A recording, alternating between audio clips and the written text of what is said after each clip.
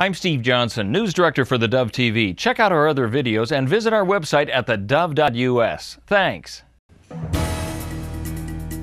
Good evening, I'm Jerry Bilden. Get our iPhone, iPad, and Android app, and you can watch the Dove News on demand on your mobile device and on the Dove Roku channel as well. Now, from the Dove Newsroom this hour, a bill that would impose some of the nation's most stringent abortion restrictions has cleared an Ohio House committee. The GOP-led House Health Committee passed the so-called Heartbeat Bill 11-6 after several emotional hours of testimony. The measure had languished without a hearing since it was introduced more than a year ago. It would restrict most abortions at the first detectable fetal heartbeat, which can be as early as 6 weeks into a pregnancy. A cold front moving along the Pacific Northwest is expected to bring heavy rain, especially along the southern Oregon coast. Curry County, as well as coastal mountains and the Cascades, can expect to be impacted from the slow Pacific front.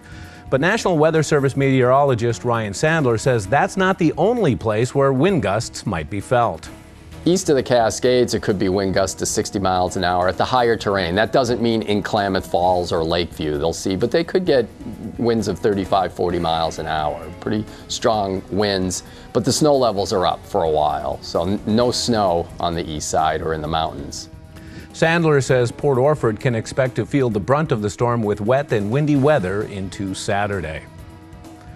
A policy change with how police agencies deal with drug overdose cases could greatly improve the chances for survival when minutes count.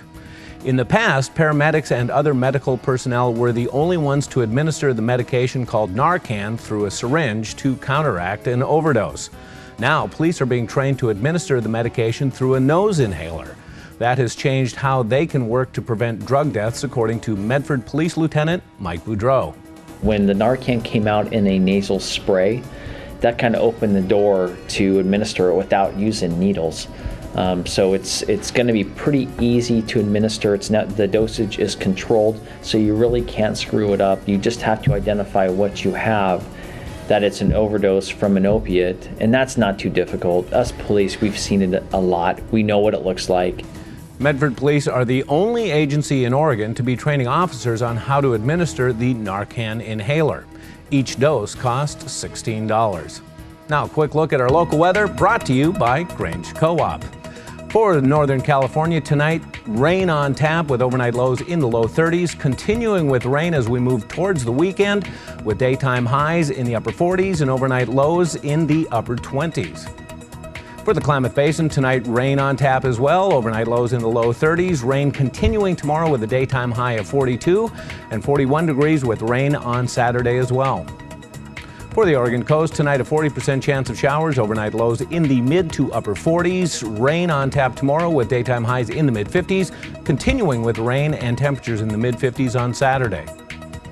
For Central Oregon, tonight a 20% chance of showers, overnight lows in the mid to upper 20s, rain tomorrow with a high of 40, continuing with rain on Saturday and a high of 38.